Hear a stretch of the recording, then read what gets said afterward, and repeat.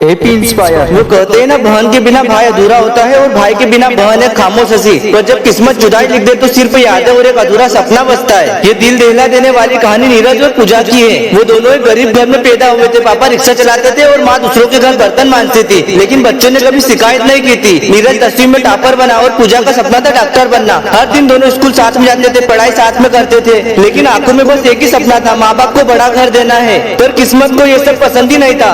एक दिन पापा एक्सीडेंट में चल बसे। घर की पूरी जिम्मेदारी माँ पर आ गई और माँ भी बीमारी से जूझ रही थी। अब घर में एक ही कमाने वाला बचा नीरज। उसने अपने सारे सपने छोड़ दिए, यहाँ तक कि कॉलेज भी छोड़ दिया और काम करने लग गया। बूट पालिश से लेकर होटल के झूठे बर्तन धोना सब कुछ किया उसने। वो पूजा को पढ़ाता रहा और प्यार से कहा, तू पढ़ बहन, मैं दिन रात एक कर दूंगा, लेकिन तुझे डॉक्टर बना के रहूंगा। पूजा ने एक दिन नीरज से पूछा, भैया तुमने खुद के लिए कुछ भी नहीं किया और मेरे लिए इतना कुछ करते हो क्यों? नीरज मुस्कुराया और बोला, बहन तू ही तो मेरी असली कमाई है। जब तू डॉक्टर बनेगी तो मेरी पूरी दुनिया अमीर हो जाएगी। वक्त गुजरा, पूजा 12वीं में टॉपर बनी, नीट की तैयारी कर रही थी और तभी नीरज की तबीयत बिगड़ने लगी। नीरज का शरीर जवाब देने लग गया। डॉक्टर ने कहा नीरज का लीवर खराब हो चुका है। डॉक्टर ने कहा इलाज में लाखों रुपए लगेंगे। पूजा ने किताब एक तरफ रख दी और बोली, अब मैं काम करूंगी भैया, तुम बच जाओगे। नीरज चीख पड़ा और बोला, नहीं बहन नहीं, अगर तूने भी किताब छोड़ दी तो मेरी मेहनत मर जाएगी। पर पैसे तो थे नहीं।